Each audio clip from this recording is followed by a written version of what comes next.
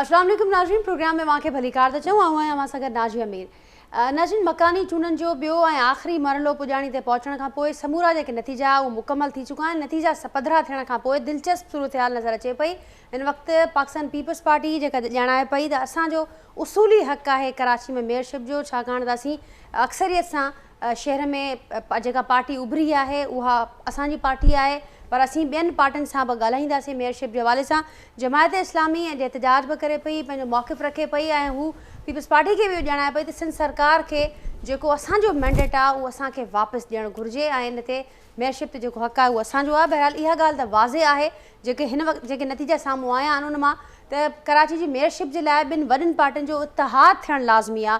हाणे केरु कंहिंसां इतिहाद कंदो हीउ अहम हूंदो, उन ते अॼोके प्रोग्राम में असीं फोकस कंदासीं ऐं उनखां पोइ ज़ाहिर जेका हुकूमत ठहंदी उहा मखलूत हुकूमत हूंदी, गॾियल तौरु हुकूमत कंदी, कहिड़े रीति उहा अॻियां वधंदी, छा फार्मूला हूंदो, कहिड़े रीति उहो शहर जा मसइला हल कंदी, उन ते पिणु असीं फोकस कंदासीं। ऐं उनखां सवाइ हिकिड़ी सूरत हाल असांखे सूबाई राजधानी में नज़र अचे पई इलेक्शन्स खां पोइ कराची ऐं हैदराबाद, ऐं असांखे मर्कज़ अंदरि बि सूरत हाल नज़र अचे पई जिते पिणु कुझु डेवलपमेंट्स थियनि पियूं, तमामु अहम डेवलपमेंट्स उहे नज़र अचनि पियूं। पाकिस्तान तहरीक इंसाफ़ क़ौमी असैम्बली में वापसी जो इशारो ॾिनो आहे ऐं उन इशारे सां गॾु गॾु इहा ॻाल्हि बि कई आहे त असीं पंजाब में पंहिंजो मैंडेट वापसि वरितोसीं, हाणे असीं वज़ीर आज़म ख़िलाफ़ु अदम बेतमादी वारी रिथ आणींदासीं, उते पिणु पंहिंजो मैंडेट असीं वापसि वठंदासीं। पंजाब अंदरि जेका सूरत हाल आहे उहा बि पंहिंजे साम्हूं आहे जिते निगरान सेटअप जे लाइ जेको नाज़रीन मशावरत वारो अमल थियणो हूंदो आहे वज़ीर आला ऐं ऑपोज़िशन लीडर विच में, उहो अॼु आख़िरी ॾींहुं आहे। छा इतफ़ाक़ थी सघंदो हिन मामले ते? हिन वक़्त ताईं जेके अपडेट साम्हूं अचनि पिया त जेके नून लीग जा नाला हुआ उहे टई नाला PTI पारां रद्द कया विया आहिनि। इन समूरनि डेवलपमेंट्स ते जेके प्रोग्राम में फोकस कंदासीं। जेको पैनल मूंसां गॾु मौजूदु आहिनि जो तारुफ़ असां कराईंदसि, कराची स्टूडियो में मूंखे जॉइन कयो आहे जमायत इस्लामी सां तालुक़ रखंदड़ सीनियर अॻवान आहिनि मौलाना असद अली भुट्टो साहब। मौलाना असदुल्ला भुट्टो साहब मूंसां गॾु कराची स्टूडियो में मौजूदु आहिनि। मौलाना साहब मूंखे भली कार चवां थी हिन प्रोग्राम में। ऐं उनखां सवाइ नाज़रीन मूंसां गॾु मौजूदु आहिनि नवाब अली वसाण साहब, CM सिंध जा स्पेशल असिस्टेंट आहिनि हाउसिंग सेल जा, ऐं उनखां सवाइ पाकिस्तान पीपल्स पार्टी जा सीनियर अॻवान आहिनि मूंसां गॾु मौजूदु आहिनि। वीडियो लिंक ते हिन प्रोग्राम में एजाज़ महर साहब आहिनि, सीनियर सहाफ़ी आहिनि, तज़िया निगार आहिनि, डेली सिंधियार जा एडिटर आहिनि मूंसां गॾु मौजूदु आहिनि फ़ोन लाइन ते। ऐं अरसलान ताज साहब आहिनि, पाकिस्तान तहरीक इंसाफ़ जा इंफॉर्मेशन सेक्रेटरी सिंध आहिनि, मूंसां गॾु फ़ोन लाइन ते मौजूदु आहिनि। मां सभिनी खे भली कार चवां थी हिन प्रोग्राम में ऐं मां सभिनी जी इजाज़त सां मौलाना साहब अवां खां आगाज़ थी कयां। सूरत हाल जो मूं ज़िक्र कयो, हाणे ज़ाहिर आहे जेके मौक़िफ़ पार्टी जा साम्हूं अचनि था उहे बि असांजे साम्हूं आहिनि। पीपल्स पार्टी चए थी त असांजो उसूली जेको हक़ आहे मेयरशिप जो उहो असांजो आहे कराची अंदरि, पर असीं ॿियनि पार्टियुनि सां ॻाल्हाइण लाइ तयारु आहियूं ऐं गॾिजी करे जमात इस्लामी सां अॻियां वधण लाइ कमु करण लाइ तयारु आहियूं। छा चवंदो आहे? बिस्मिल्लाह रहमान रहीम। नाज़िया तव्हांजी बि महिरबानी ऐं KTN जी बि महिरबानी जो मूंखे पंहिंजे ख़्यालात जे इज़हार जो मौक़ो ॾिनो अथव। ॻाल्हि इहा आहे त असां इन ॻाल्हि खे तस्लीम ई नथा कयूं त जेके हिननि खे सीटूं मिलियूं आहिनि इहे दुरुस्त आहिनि, छाकाणि त हिननि खे 93 सीटूं मिलियूं आहिनि। असांजे ख़्याल में इहे सीटुनि में 9 सीटूं असांजियूं आहिनि ऐं असां वटि उन जा काग़ज़ात मौजूदु आहिनि। काग़ज़ात जी माना 11 फार्म 12 फार्म मौजूदु आहे ऐं उन्हनि खे मुकमिल हिकिड़ो रिकॉर्ड असां वटि मौजूदु आहे 9 UCs जो जेके पीपल्स पार्टी खे ॾिनी वियूं आहिनि। त इन करे असांजो मुतालबो इहो आहे त पहिरियां ई जेको DROs आहिनि या जेको हिन जो इलेक्शन कमीशन आहे इन ॻाल्हि जो फ़ैसिलो करे त इहे 9 सीटूं असांखे ॾिनियूं वञनि।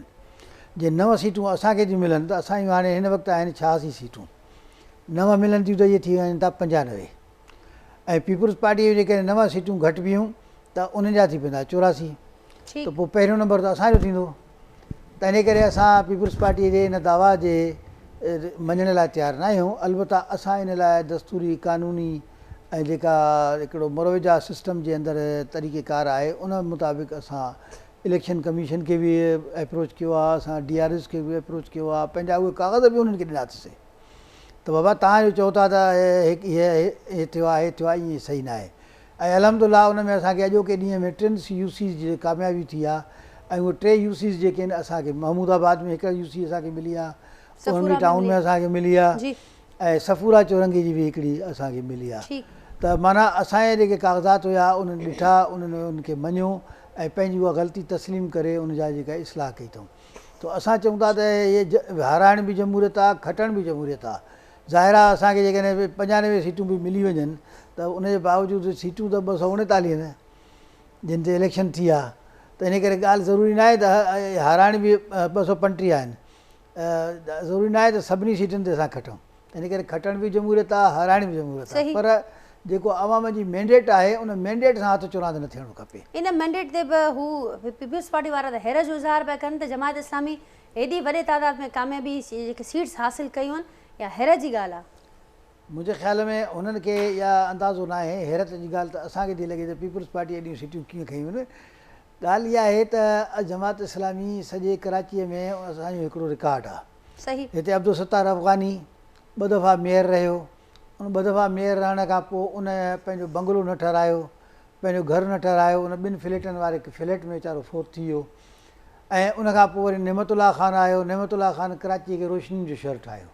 इहे पुलियूं, रोड, रस्ता, कची आबादियुनि खे हक़ूक़ ॾिनई, कची आबादियुनि में पाणी, ड्रेनेज, ॿियूं शयूं, सॼे कराचीअ में जेको आहे उनजे तरक़ियाती कम थिया। त इन करे उहो माज़ी माण्हुनि खे यादि थो अचे पियो। त इन खां पोइ मुख़्तलिफ़ पार्टियूं, पीपल्स पार्टी बि रही, MKM बि रही, ऐं उनखे मौक़िया बि रहा, पर उनजे बावजूदि कराचीअ में उहो कमु न थी सघियो जेको कमु जमात इस्लामी कयो हुयो। तंहिं करे असां सम्झूं था त कराची वारनि खे जेको असांखे वोट ॾिनो आहे उहो असांजे अलहमदुलिल्लाह उन माज़ी जी जेका कारकर्दगी उनजे पेश नज़र ॾिनो आहे, ऐं उन लाइ असां वटि त हुकूमत बि कोन्हे का, चऊं त हुकूमत जे करे असांखे वोट मिलिया, अहिड़ी ॻाल्हि अञा सम्झो पिया त अञा वधीक 9 सम्झो पिया त अहिड़ी सीटूं आहिनि जेके जमात इस्लामी 3 मिली वयूं आहिनि, 6 मिली वियूं आहिनि, बाक़ी रहियल जेके 6 आहिनि। असां इन करे उनजो मुतालबो कयूं था त फौरी तौर ते उनजो फ़ैसिलो बि कयो वञे, उनजो फ़ैसिलो थिए। नवाब साहब छा चवंदो? पहिरियां चवनि था जेके रहियल 6 सीटूं आहिनि उन्हनि जो फ़ैसिलो थिए, ही बाद जूं ॻाल्हियूं आहिनि। मुंहिंजे ख़्याल में मौलाना साहब जेकी ॻाल्हि पियो करे बिल्कुलु ईअं न आहे, ऐं इहा रूटीन रही आहे हर सियासतदान जी। जॾहिं उहो इलेक्शन में हाराईंदो आहे त चवंदो आहे त जेको आहे सो असांजी सीटूं, असांजी सीटूं। जेकॾहिं हेॾी वॾी कराची जहिड़े शहर में को इंसिडेंट अहिड़ो न थियो आहे जिते को वाक़ियो अचे, को अहिड़ो को माण्हू को मर्डर थियो जंहिंजा इहो सिंध गवर्नमेंट खे क्रेडिट थो वञे। ऐं Sindh government fair and free election कराई, मां त शाबाश सिंध गवर्नमेंट खे ऐं पाकिस्तान पीपल्स पार्टी खे चएं तारीख़ी जेको कदम खयो ऐं इलेक्शन पुरअमन तरीक़े सां थी। बाक़ी हाणे जेकी हार जीत आहे, जीअं मौलाना साहब चए थो त 9 सीटूं, जेकॾहिं 9 सीटूं ईअं हुजनि त पोइ त दुनिया ई उलट हुजे, पर ईअं न आहे। ऐं ज़ाहिरी आहे जंहिंजो मैंडेट हुजे ऐं उनखे मञणु घुरिजे। ऐं मौलाना साहब जा ॿियनि जंहिंखे खटियो आहे असीं उन्हनि खे मुबारकबाद ॾियूं था, पर पाकिस्तान पीपल्स पार्टी खे बि हिननि खे मुबारकबाद ॾियणु घुरिजे जहिड़े नमूने सां असीं बि इलेक्शन खटी आहे। तारीख़ में जेको आहे सो हिकिड़ो हिसो वरजायो आहे त पाकिस्तान पीपल्स पार्टीअ जेको आहे सो वॾी अखिय सां खटियो आहे। पाकिस्तान पीपल्स पार्टी ज़ाहिरी आहे कराचीअ में हेॾो वॾो कमु पई करे। हाणे तव्हांखे यादि हूंदो जेके MNA जूं 2 सीटियूं उहे त पाकिस्तान पीपल्स पार्टी खटियूं। ऐं असांजी कोशिशि इहा आहे त असां ग्रास रूट ते असां पहुची चुका आहियूं, कराची जे माण्हुनि ताईं पहुची चुका आहियूं। माण्हू लाइक पिया कनि, ईअं न आहे त माण्हू लाइक न पिया कनि। हिन वक़्तु पाकिस्तान पीपल्स पार्टी बिलावल भुट्टो खे माण्हू लाइक पिया कनि, ऐं माण्हुनि जो जेको रुझान आहे, माण्हुनि जी जेकी दिलचस्पी आहे पाकिस्तान पीपल्स पार्टी तरफ़ आहे। बाक़ी हाणे हिननि बि तमामु इस्लाम जेको आहे हिननि बि सुठियूं इहे खयूं आहिनि सीटूं।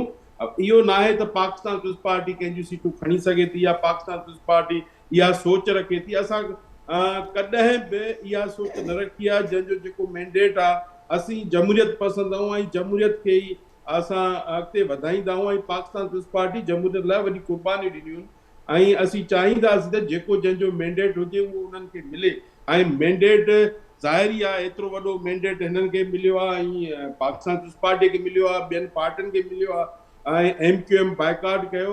साईं जेकी ॻाल्हि पियो करे त जेकी 2001 में जॾहिं नेमतुल्ला ख़ान हुयो, नेमतुल्ला ख़ान जॾहिं उहो तॾहिं आयो जॾहिं MQM बाइकाट कयो। MQM बाइकाट जो घणनि खे फ़ाइदो पियो। हाणे उन में जेकॾहिं उहे ॻाल्हियूं दोहरायूं वेंदियूं, उहे ॻाल्हियूं कयूं वेंदियूं त खोड़ ॻाल्हियूं असांखे बि चवण लाइ आहिनि, ऐं असीं बि चई सघूं था। ऐं ॾिसो, असीं कॾहिं बि कंहिंजे मैंडेट सां पाकिस्तान पीपल्स पार्टी आहे चोरांत न कई आहे, न पहिरीं कई आहे, कॾहिं न हाणे कंदी। ऐं असांजी सोच सिर्फ़ु जमहूरियत आहे। जमहूरियत खे अॻिते वधाईंदे करे, सिंध खे अॻिते वधाईंदे करे असां सभिनी खे इन्हनि शयुनि खां निकिरणु घुरिजे।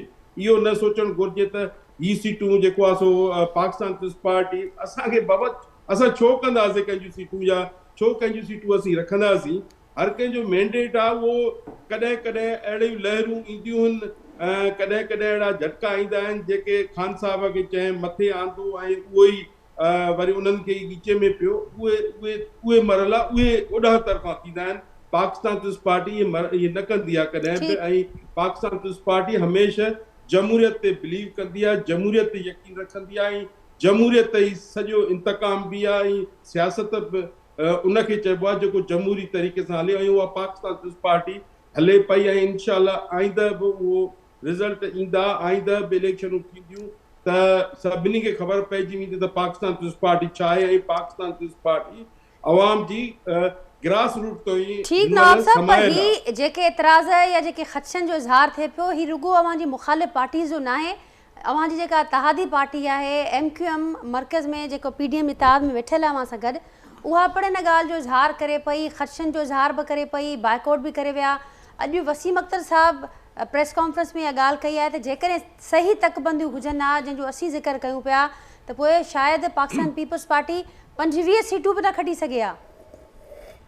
त ॾिसो नाजिया, ईअं न हूंदो आहे, तकबंदियूं वारा कंदा आहिनि, असां कोन था कयूं त तकबंदियूं जो पाकिस्तान पीपुल्स पार्टी जो आहे की उहे तकबंदियूं कंदा आहिनि, उहे ज़ाहिर इलेक्शन कमीशन कंदी आहे, इलेक्शन कमीशन जे तरफ़ां ई सभु कुझु थींदो आहे, असां छो कंदासीं? ॾिसो कंहिं बि पार्टीअ खे एॾो बाइकॉट करणु न घुरिजे, छा आहे इन जे करे की माण्हू हिसो वठणु ज़रूरु घुरिजे, त हाणे हुननि न वरितो, ज़ाहिरी आहे उन्हनि खे ईअं करे चइजे पाकिस्तान पीपुल्स पार्टी खे बि फ़ाइदो पियो, जमियत इन्हनि खे बि फ़ाइदो पियो, भुट्टे साहब वारनि खे सभिनी खे फ़ाइदो पियो, पर मसइलो इहो उहा ॻाल्हि न आहे। मसइलो आहे त जेकी ही साईं वारा चवनि था जेकॾहिं असांखे धांधली करणी हुजे हा, असां जेकॾहिं कंहिंजूं सीटूं हज़म करणियूं हुजनि हा, असांखे ॿिया बि तरीक़ा हुया, पुलिस खे इस्तेमालु कयो आहे, या ॿियो कुझु कयो आहे, असां कॾहिं बि इहा कई कोन।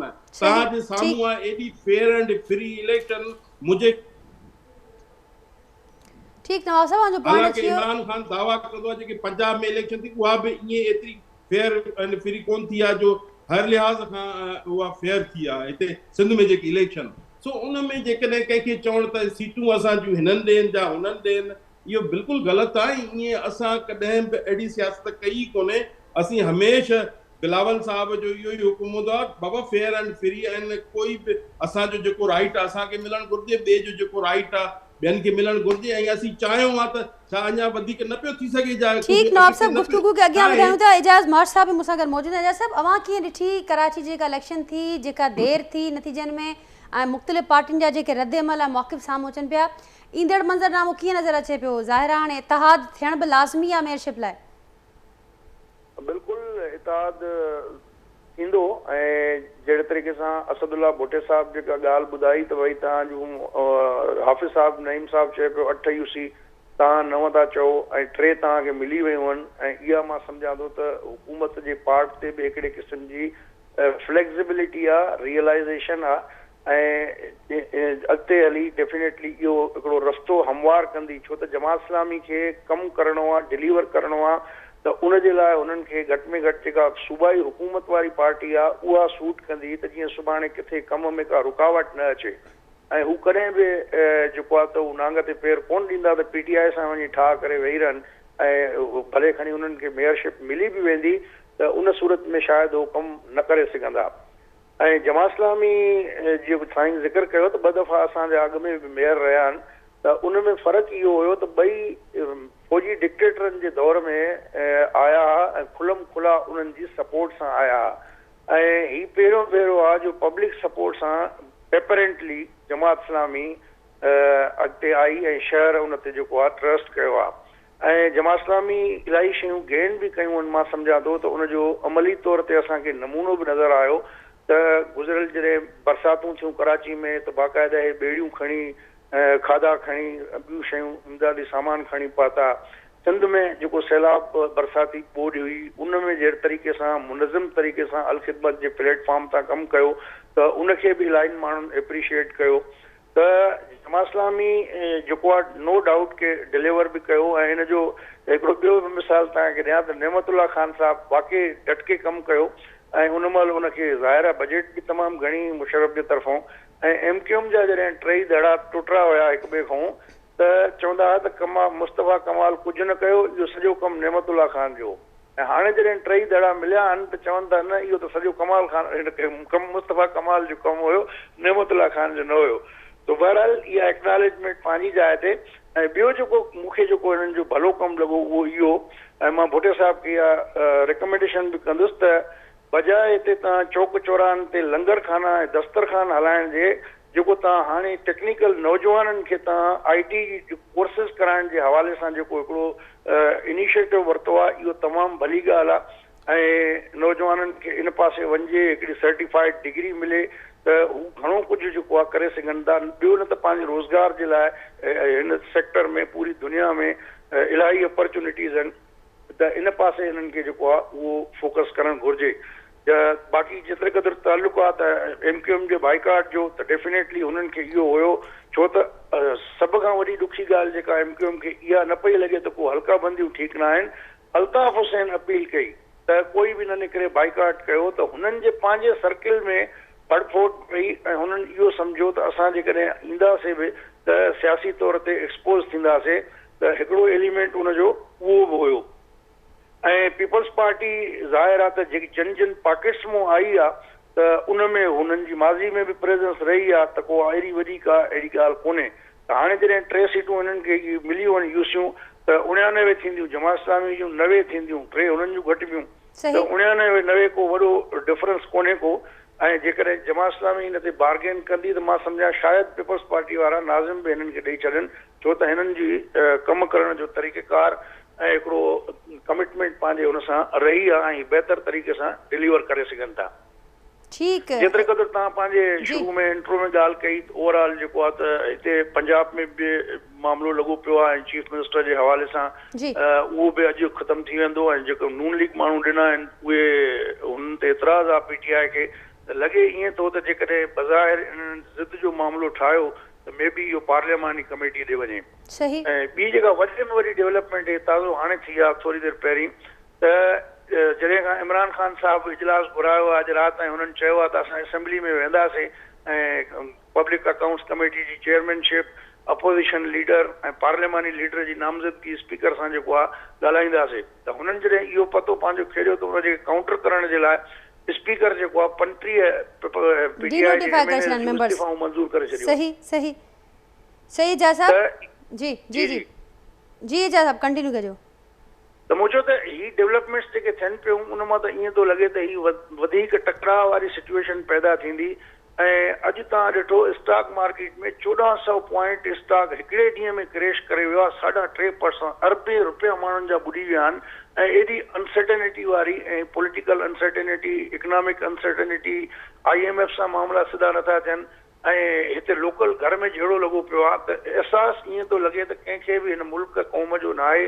हर को पंहिंजी सियासत चिमकाइण जे लाइ, पंहिंजो दुकान हलाइण जे लाइ जेको आहे त उहो करे थो पियो। ऐं उन्हनि जे जेके अमली उपाउ आहिनि उन्हनि मां ईअं थो लॻे त उन्हनि खे मुल्क जी ॻणती घटि आहे, पर पंहिंजी सियासत जो फ़िक्र उन्हनि खे वधीक आहे। एजे सभु दुरुस्त फरमायो पिया मां, जेका सूरत हाल आहे बदकिस्मती सां तेज़ीअ सां जेका सूरत हाल आहे उन में को सुधारो कोन पियो अचे, तेज़ीअ सां ई मामला बिगाड़ ॾांहुं वेंदे नज़र अचनि पिया।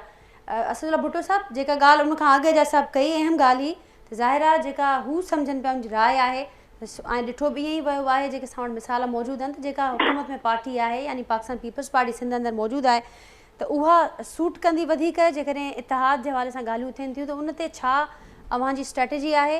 ऐं गॾोगॾु हिकु ॿियो बि अहम तमामु पॉइंट हो त हाणे ज़ाहिर आहे जॾहिं 3 यूसीज़ अव्हांखे वधीक मिलियूं आहिनि, अञा बि अव्हां उमेद रखो पिया त ॿियनि हंधनि ते बि जेके मामला जेकॾहिं सेटल थिया त हीअ तादाद बार्गेनिंग पावर ॾाढी सुठी थी सघे थी, सुठी थी वई आहे हिन जमायत इस्लामी जी।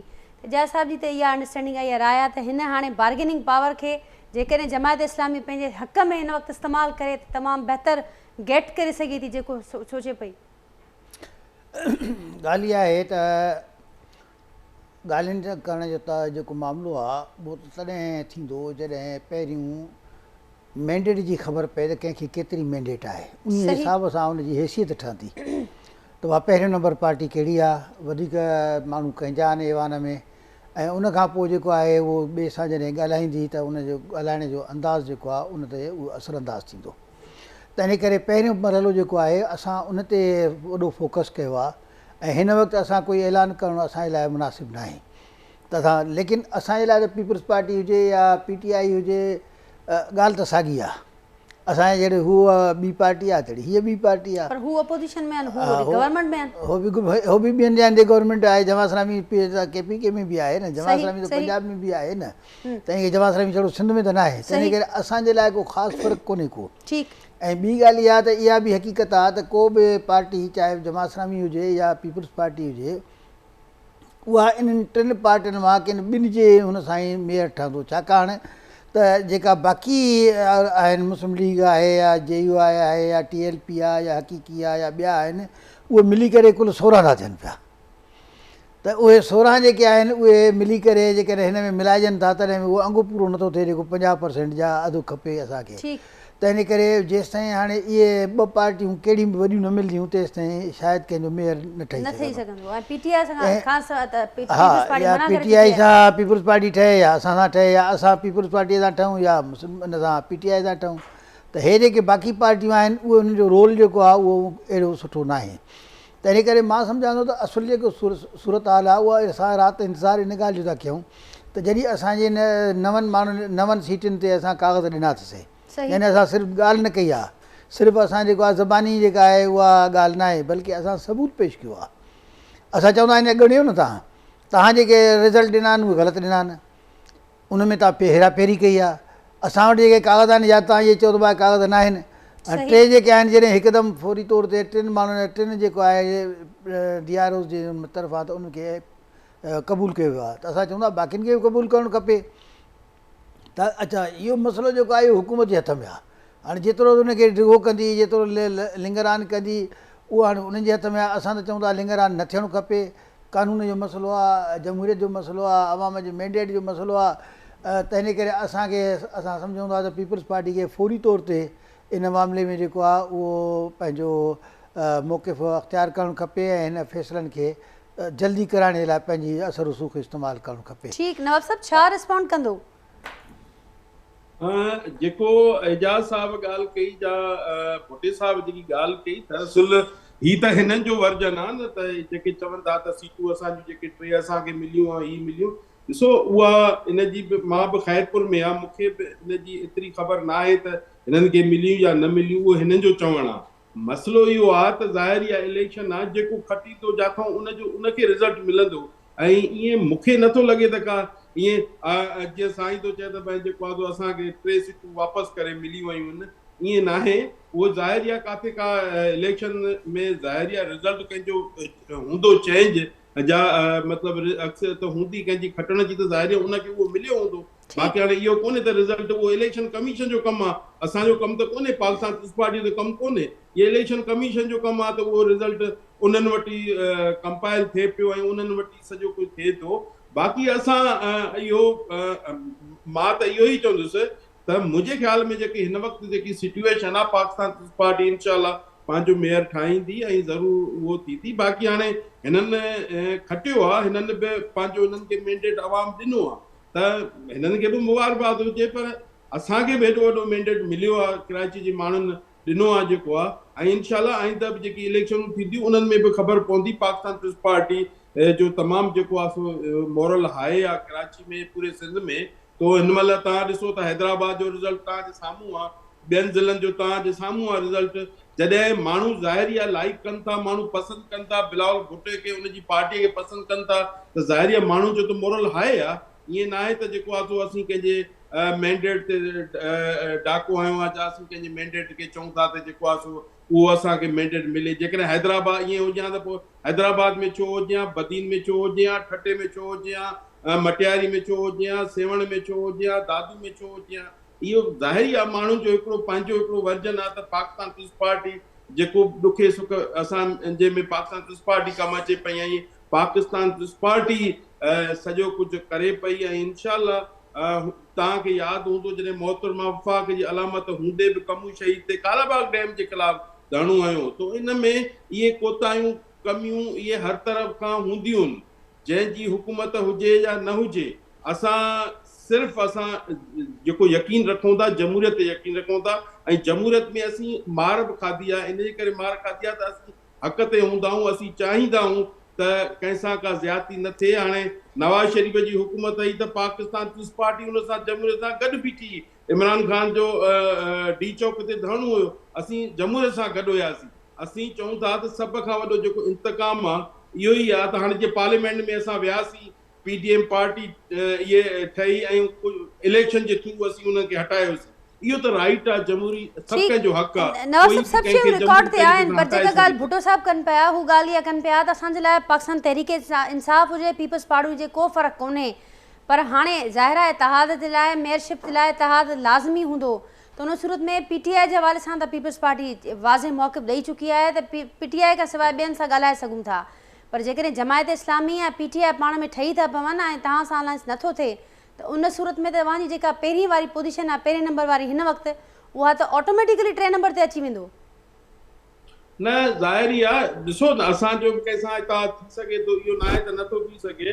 असां त जमात इस्लामी सां थी सघे थो, ज़ाहिर ई आहे। ॿिया बि इलाही अहिड़ा माण्हू आहिनि जेके आज़ाद खटे आया आहिनि, जा ॿियनि इन्हनि पार्टियुनि जा बि आहिनि, उहे बि थी सघे थो। पर अॻिते हली ज़ाहिर ई आहे इहो ई थींदो।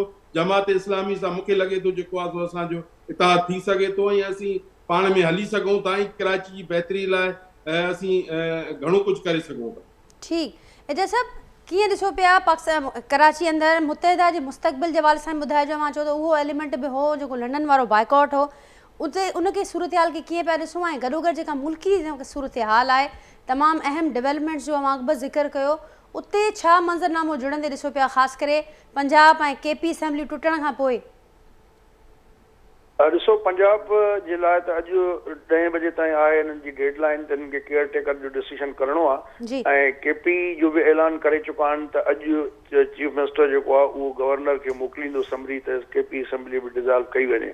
हालांकि इन में तहरीक इंसाफ़ में काफ़ी इख़्तिलाफ़नि जूं ख़बरूं बि आयूं त जेका हुननि जी लास्ट मीटिंग थी उन में परवेज़ खटक ऐं ॿियनि खोड़सारनि माण्हुनि चयो त ही मुनासिब टाइम कोन्हे को असेंबली टोड़ण जो ऐं बाद में कई वञे। पर इमरान खान पंहिंजी ॻाल्हि जेको आहे उहो मंझराए वियो त हाणे ॿई डेफिनेटली असेंबली जेकॾहिं डिज़ॉल्व थियनि थियूं ऐं जेका इमरान खान साहब जी इहा मूव हुई जेको हिन महिल ताईं जेको आहे त ईअं थो लॻे त हाणे ॼण परवेज़ इलाही उनखे हिकिड़े सियासी उस्ताद जे तौर ते हिकिड़ो मिलियो आहे ऐं उनजे मशवरनि ते हलणु शुरू कयो अथई। त हीउ जेको वापसि असेंबली अचे पियो जंहिं मक़सद जे लाइ, त सुभाणे जेकॾहिं फेडरल गवर्नमेंट में केयर टेकर सेटअप अचे त उन में अपोज़िशन लीडर वारी जेका हैसियत आहे उहा हुननि खे मिले। त उहा हुननि जी जेका मूव हुई उनखे त फेडरल गवर्नमेंट काउंटर कयो आहे ऐं इलेक्शन कमीशन डिनोटिफाई बि करे छॾिया आहिनि 35 माण्हू, ऐं हिननि जो अॻु में प्रोग्राम बि इहो ई हो त 22-25 माण्हू वञनि, त 9 खनि हिननि जा अॻु में थी चुका आहिनि। त ज़ाहिर फ़िलहाल माना ॿिन्ही पासे अञा ताईं बि हिकिड़ो कैरेट ऐं स्टिक वारी पॉलिसी ॼण बग़ैर तुरिन जी लॻे थी। ऐं थी सघे थो जहिड़े तरीक़े सां अॼु फवाद चौधरी इहा ऑफर बि कई त असां को हुकूमत हटाइण नथा चाहियूं, पर जेकॾहिं इलेक्शन जे हवाले सां ॻाल्हियूं थियनि, रोड मैप थिए त असां हुन जे लाइ तयारु आहियूं। त इहो PTI जे पासे मूंखे लॻे थो थोरो हिकिड़ो लचक जो मुज़ाहिरो कयो वियो आहे ऐं थी सघे थो त जेके स्टेक होल्डर आहिनि उहे सभु हिननि खे गॾिजी विहारे ऐं कंहिं फार्मूले ते को अहिड़ो जेको नतीजो कढिजे जेको सभिनी जे लाइ विन विन वारी सिचुएशन हुजे, त उन पासे एफर्ट्स थींदे नज़र अचनि था। बाक़ी जेतिरे क़दुरु इकनॉमिक मुआशी सूरत हाल जो तालुक आहे त उन में मां सम्झां थो त IMF जूं जेके शर्तूं आहिनि, कुझु शर्तूं अहिड़ियूं आहिनि जेके हुकूमत खे वधीक डीपॉपुलर करे छॾींदियूं, जंहिंमें बिजली जो, गैस जो बिल, बिजली जा बिल ऐं प्लस जेको आहे त टैक्सेशन वधायो, GST वधायो ऐं प्लस हिननि वटि कोई 482 अकाउंट अहिड़ा आहिनि जेके मशकूक अकाउंट आहिनि जिन में तक़रीबन 3 खरब रुपया पिया आहिनि ऐं IMF जो चवणु आहे त इहे पैसा पार्लियामेंट मां मंज़ूर थियल न आहिनि। इहे अकाउंट जेको आहे तव्हांखे सिंगल डिजिट स्टेट बैंक जे मातहत करणा हुया दिसंबर ताईं, जेके हे न करे सघिया, उहा दिसंबर जी कमिटमेंट इमरान खान साहब करे वियो। त मां सम्झां थो त उहो थोरो सिक्योरिटी वाइज़ बि ज़ाहिर सिक्योरिटी एजेंसीज़ जा अकाउंट आहिनि घणे भाङे, त उन पासे गवर्नमेंट जेको आहे कमिटमेंट या अमल करण जे हवाले सां थोरो सुस्ती ॾेखारे पई, जंहिंजे करे हिकिड़ी मार्केट में अनसर्टेनिटी रहे थी ऐं 9 रिव्यू जे बजाए 10 रिव्यू बि हाणे तक़रीबन ड्यू आहे। त त इहो जेसिताईं मसइलो हल न थींदो तेसिताईं जेको ॿियो सियासी अफ़रा तफ़री वारो आहे, ख़ैर उहो त इंटरनल पंहिंजी जाइ ते मौजूदु आहे, पर तव्हांखे लॻे पियो त ही मामराबा हुकूमत जे जेके चैलेंजिस आहिनि उन में इज़ाफ़ो कंदा? जा सभु गुफ़्तगू जो सिलसिलो जारी रखंदासीं। हींअर खुरम शेरज़मा साहब आहिनि, पाकिस्तान तहरीक इंसाफ जा सीनियर अॻवान आहिनि, उहे मूंसां गॾु फ़ोन लाइन ते मौजूदु आहिनि। खुरम साहब अस्सलाम वालेकुम। जी वालेकुम सलाम। खुरम साहब, मौलाना साहब, एजाज मार साहब और नवाब अली बसान साहब मेरे साथ मौजूद है प्रोग्राम में। कराची के बल्दियाती इलेक्शंस पर भी बात हो रही है और उसके साथ साथ जो मुल्की सूरत हाल है सियासी, उस पर भी हमारी बात हो रही है। सबसे पहले जो इलेक्शन हुए यहाँ पर क्या कैसे देखते हैं? PTI का जो रद्दमल और मौक़िफ़ है वो तो हमारे सामने आया है, लेकिन हुआ क्या है? क्या उसके फैक्टर्स अभी तक एनालाइज कर सकी है पार्टी? आप अपनी सीट भी नहीं बचा पाए कराची से, हुआ क्या इस बार? अच्छा देखें, as far as Pakistan Peoples Party के रिजल्ट्स आर कंसर्न, उसको तो हम मुस्तरद करते हैं, उसमें कोई दो राय नहीं है। और मेरे ख्याल से हमने आपके चैनल पे, KTN के चैनल के ऊपर भी देखा कि किस तरीके से पाकिस्तान पीपल्स पार्टी के मेंबर्स जो हैं वो ठप्पे लगाते रहे, ड्रैगिंग करते रहे, डब्बे भरते रहे। अगर इसी तरीके से पाकिस्तान पीपल्स पार्टी ने इलेक्शन करवाने थे तो इससे अच्छा तो इलेक्शन करवाते नहीं। इतनी तकलीफ इन्होंने अपनों को और इन्होंने अपने वर्कर्स को देने की जरूरत क्या थी? वैसे भी 2 साल हो गए थे इलेक्शन नहीं हुए, तो और ज्यादा डिले कर लेते और तमाशा थोड़ा खेल लेते। तो दूसरी बात यह है कि देखें, डेफिनेटली जो हमारा रिजल्ट आया है वो एक सवालिया निशान है। तो उसके सवालिया निशान का मतलब तो ये नहीं है कि वो कसूर सारा हमारा है। आप बताए ना मुझे कि पाकिस्तान पीपल्स पार्टी ने कौन सी दूध की नहरें भाई हुई है यहाँ पे शहर कराची के अंदर। आज भी आवाम के पास जो है वो पीने का पानी नहीं है, सफाई सुथराई का निज़ाम नहीं है, सड़कों पे ट्रांसपोर्ट का निज़ाम नहीं है, रोजाना टारगेट किलिंग के जरिए लोग मर जाते हैं, यहाँ पे स्कूलों में तालीम नहीं है, हॉस्पिटल में इलाज नहीं है। और पीपल्स पार्टी सफाया फिर जाती है कराची के बल्दियाती इलेक्शंस में, जहाँ पे PTI के 26 MPs हैं, MNAs हैं, और तहरीक इंसाफ के वजीर आजम ने इस शहर में शहर के 3 बड़े नालों की सफाई सुथराई कराई, 33 अरब रुपए देके फायर ब्रिगेड दी, ग्रीन लाइन को मुकम्मल कराया, शहर की बड़ी शाहराहों को बनाया, 9 अरब 90 करोड़ रुपए जो है MNAs के जरिए जो है शहर कराची में खर्च करके उसको बेहतर करवाया, K4 को शुरू करवाया, KCR पे काम करवाया, और जो है बिजली गैस के बिलों में सब्सिडी दी, महंगाई को कम करा, कोविड के जो है वैक्सीन दी, और पीपल्स पार्टी जो है शहर कराची में PTI से ज्यादा वोट ले गई। तो कोई बेवकूफ, कोई पागल तो नहीं है यहाँ पे। रात 10:30 बजे तक इलेक्शन में जीत रहा था, आधे घंटे के अंदर 11 के अंदर आखिरी के जो 3 पोलिंग स्टेशन के रिजल्ट आए वो रिजल्ट सारे तब्दील। उसके अंदर 500 550 वोट जो है वो नजमी साहब जो है वो आगे की लीड से आ गए। सो देखें, यहाँ पे कोई जो है गुंगा बहरा या अंधा नहीं है, कराची के लोगों को नजर आ रहा है कि इन्होंने करा क्या है, क्या खेल खेला है। ठीक, तो खुरम शेरज़मा साहब, आप समझते हैं ये सारे अपने एक्सटर्नल फैक्टर्स गिनवाए कि कराची में ये हुआ और से ये मौक़िफ़ सामने आया, लेकिन कोई इंटरनल फैक्टर जिसकी वजह से आप समझते हो कि वो भी एक सबब बना? खुद कल खान साहब ने जिक्र किया कि तंजीमी कमज़ोरी भी एक बहुत बड़ा सबब रहा इस इलेक्शन में शिकस्त का। लेकिन देखिए, उसका ताल्लुक जो है इलेक्शन के, ठीक है, खान साहब ने जो बात फरमाई है, ठीक है उनकी बात कि हमारी शायद इलेक्शन कैंपेन में कोई कमी होगी, लेकिन उसका मतलब ये तो नहीं कि पीपल्स पार्टी जीत जाएगी। पीपल्स पार्टी को लोग क्यों वोट देंगे, आप मुझे बताएं ना।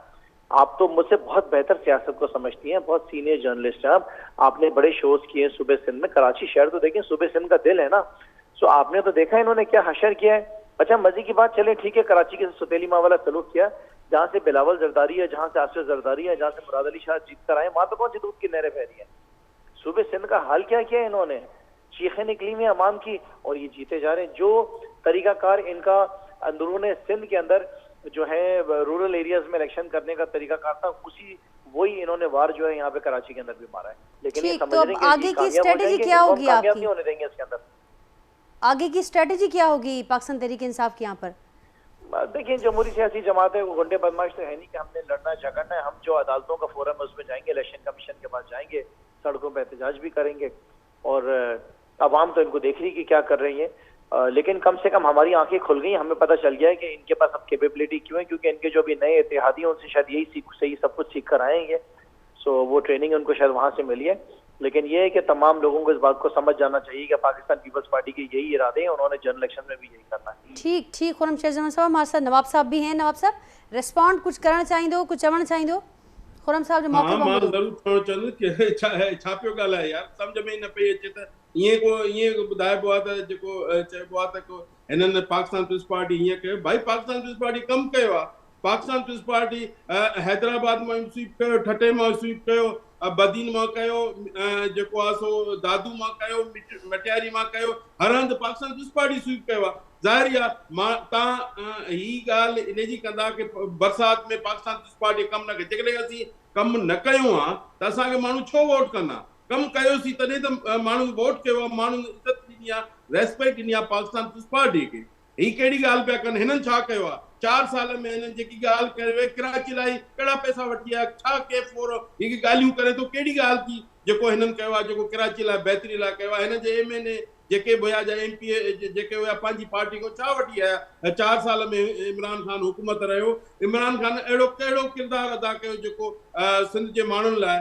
हिन बरसाति, हेॾी वॾी बरसाति पई, इमरान खान हिकिड़े 5 मिंटनि लाइ आयो, सखर खां सखर शहर मोती साहिबनि सां मिली हले वियो, अर्बन जो ऐलान करे 1 रुपयो बि कोन कंहिं सिंधी माण्हू सां हिते कोन मिलियो या सिंध जे माण्हुनि सां कोन मिलियो। ही ॻाल्हि करणु आसान हूंदी आहे, प्रैक्टिकल कमु करणु। हिननि खे सवाइ अपोज़िशन हुकूमत में बि हुजनि था, अपोज़िशन जो रोल अदा कनि, ऐं हुकूमत में न बि हुजनि त बि हिननि जो रोल इहो ई हूंदो। मसइलो इहो आहे त कमु कयो, तव्हां इलेक्शन लड़ो, तव्हां अचो। छा आहे सिंध में त हिते वजूद ई कोन्हे PTI जो। हिते जेके ॿियनि ज़िलनि में, कराची में थोरो घणो हुयो त उन्हनि माण्हुनि हिननि खे ख़ुदि रिजेक्ट कयो। हिननि जी उहा आहे ई कोन। हाणे जेकॾहिं ही खटनि त सही आहे, जे पाकिस्तान पीपल्स पार्टी खटे त उनजो कहिड़ो रोल हो? भई पाकिस्तान पीपल्स पार्टी उते ज़ाहिर आहे कमु करे थी, हुकूमत में वेठी आहे। ज़ाहिर आहे पाकिस्तान पीपल्स पार्टी जूं जेके जड़ून अवाम में आहिनि, इहे अवाम लाइक थो करे कराची जो पाकिस्तान पीपल्स पार्टी खे। ईअं न आहे त रुॻो सिर्फ़ु हिननि PTI खे करे। ऐं PTI जी तव्हां पाण अॻिते हली हालत ॾिसंदो त PTI कहिड़े मोड़ ते बीहे थी। ऐं PTI त ठीक नौज़ब, इहा ॻाल्हि त दुरुस्त आहे त सैडली इहो कल्चर नज़र अचे थो। अहिड़ो को कारनामो हुजे जेको हिननि कयो हुजे, जेको माण्हुनि जे साम्हूं अचे, ठीक। माण्हू चवनि त PTI जो वॾो कारनामो रहियो आहे। 4 सालनि में हिकिड़ो त ॿुधाए न जेको कारनामो कयो हुजे। ॻाल्हियूं करणु, प्रैक्टिकली चवणु, प्रैक्टिकली न करणु, इहो ई हिननि जो वड़ रहियो आहे। ऐं असीं चाहींदासीं हमेशह पंहिंजी ॻाल्हि कयो। तव्हां कयो छा आहे? तव्हां माण्हुनि खे कहिड़ो रिलीफ ॾिनो आहे? माण्हुनि खे तव्हां कहिड़ी इज़तूं ॾिनियूं आहिनि? माण्हू अॼु बि जेको आहे सो PTI गवर्नमेंट जेकी हिन वक़्तु जेको क्राइसिस आहे जेको हले पियो, हिन वक़्तु जेकी हिन मुल्क जी सिचुएशन आहे, हिन PTI गवर्नमेंट जे करे ई सभु कुझु आहे। हिननि जी नाअहली जे करे आहे सभु कुझु। हिननि जी बदहालीअ जे करे आहे जेको मुल्क हिन महिल जेको तबाहीअ तरफ़ आहे, उहो हिननि जी हुकूमत जे करे आहे। ही त असांखे मजबूर जेको आहे सो असीं ॾिठोसीं मुल्क तबाह पियो थिए, ऐं असां जेको आहे सो जमहूरियत जो सहारो वठी असीं पार्लियामेंट में वञी वियासीं, जो हिननि जा मेंबर बि फिरी विया, हिननि जो साथ छॾे विया, त असीं उन्हनि कानूनी कमु कयो आहे। बाक़ी हाणे इलेक्शन वोट मिले थो नथो मिले, उहो हिननि जो कमु आहे। हिननि खां पुछो छो न माण्हुनि ॾिनो? ज़ाहिर आहे सदाईं हिकिड़ो इहो रूट न हूंदो आहे। माण्हू ॾिसंदा त हिननि कयो छा असांजे लाइ ऐं छा पिया करणु चाहिनि। हिननि कुझु कयो ई कोन्हे पाकिस्तान जे माण्हुनि लाइ या कराची जे माण्हुनि लाइ। कराची जे माण्हुनि लाइ हिननि कहिड़ो माण्हुनि लाइ अहिड़ा मतलब दूध की नहरें बिछा दी हैं लोगों ने जो माण्हू इनको लाइक करें। ठीक है, पर नवाब साहब इहा सिचुएशन त हर हंधि साॻी लॻे पई त कंहिं हिन ते जेकॾहिं असां डिबेट करणु वेंदासीं त कंहिं केतिरो कमु कयो, घटि कयो या वधि कयो, त शायदि असांखे ॿिए प्रोग्राम की ज़रूरत भी पवंदी। खुरम साहब भी मुझसे यहाँ मौजूद हैं। खुरम साहब, आपने नवाब साहब का मौक़िफ़ सुना, वो आप पर सवाल उठा रहे हैं कि आपके पास भी 4 साल थे, आपने उससे पहले ज़रूर ये चीज़ें गिनवाई, अब आगे का कैसे देखते हैं? क्योंकि ज़ाहिर है अब इत्तेहाद होना लाजमी है मेयरशिप के लिए, और ये एक मखलूत जो गवर्नमेंट आएगी बल्दियाती, उसमें उसके बाद कैसे देखते हैं वो कैसे डिलीवर कर पाएंगे, क्या उम्मीदें, कैसे देखते हैं?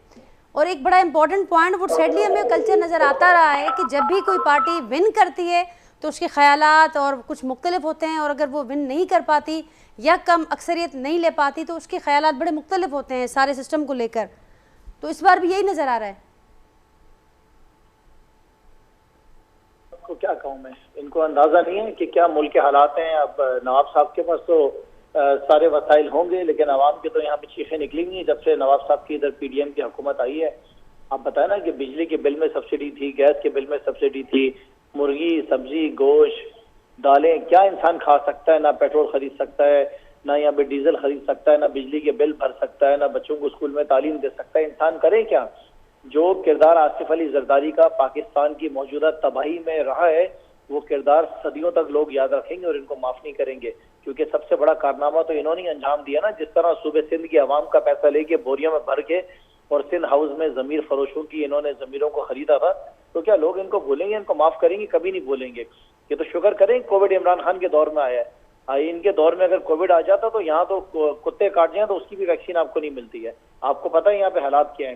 सो एनीवेज इनको नहीं इतना अंदाजा कि क्या हालात है, और अल्लाह करे मुझे सब अंदाजा है, जिंदगी अपनी मेरे गुजार रहे मुझे सब हैं। अगर अंदाजा है, अंदाजा अगर इस होगा मुल्क को तो कभी बचाया भी है ऐसी तो बात आसफ नहीं अली करेंगे। जरदारी सिंध के साहब ने लोगों को बचाया है। आज तक जो है इस मुल्क को जो तकलीफ में इन्होंने निकाला है राशन तो नहीं आसफ दिया। अली जरदारी हमें तो साहब ने पता नहीं चला कि जो एड निकाला आई है वो इसको। एड बाहर गई आसफ अली कहाँ। जरदारी आज तक साहब इन्होंने आज वहां निकले से जो मुल्क पानी को बाहर नहीं तकलीफ से निकाला। निकाला आज है। तक लोग जो है वहाँ पे बरसाती पानी के अंदर बैठे हुए, ये सिर्फ इस चक्कर में कि डॉलर मिल जाए, डॉलर के चक्कर में इन्होंने पानी आज तक बाहर नहीं निकाला है। सिंध के लोगों के साथ तो जितना जुल्म इन्होंने किया है शायद दुश्मनों ने नहीं किया होगा। ठीक खुरम साहब मेरे साथ मौलाना साहब भी हैं, एजाज साहब भी हैं। एजाज साहब कोई कमेंट तव्हां खां वठंदसि, पोइ मौलाना साहब बि ईंदसि त ही अव्हां ॿुधो ऐं सैडली इहो कल्चर बि असांखे नज़र ईंदो आहे हर इलेक्शन खां पोइ। उन सां गॾोगॾु ही इल्ज़ाम भरा इल्ज़ाम ऐं ही मामरा इते अची बीह था रहनि।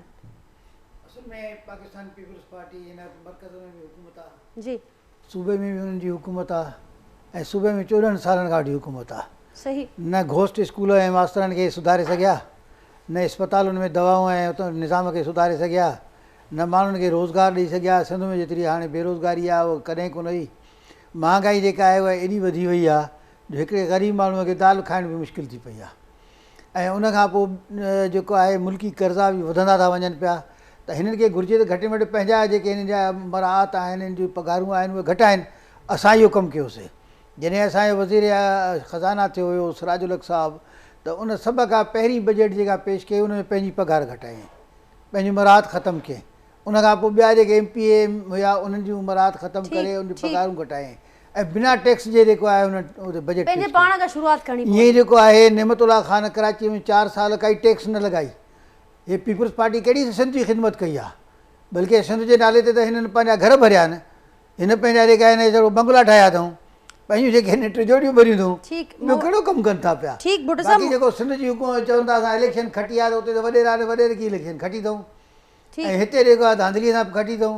ऐं असांजी जेका ॻाल्हि आहे उनजो सभ खां वॾो सबूत इहो आहे त जॾहिं असांजे 3 यूनियन काउंसिलनि में हुननि ॻाल्हि क़बूलु कई आहे त माना असां वटि जेको रिकॉर्ड आहे 6 जो या त चवनि इहो ग़लति आहे या उन क़बूलु कनि। ठीकु त हिन करे असां त चीफ इलेक्शन कमीशन खां मुतालो कंदासीं त फौरी तौर ते इहो कनि। ऐं सियासी तकीर त मूंखे बि करणु ईंदी आहे, पर मां चवां थो सियासी तकीर न थिए, जेको आहे नुक़्ते ब नुक़्ते ॻाल्हि थिए उहो इम्पोर्टेंट आहे।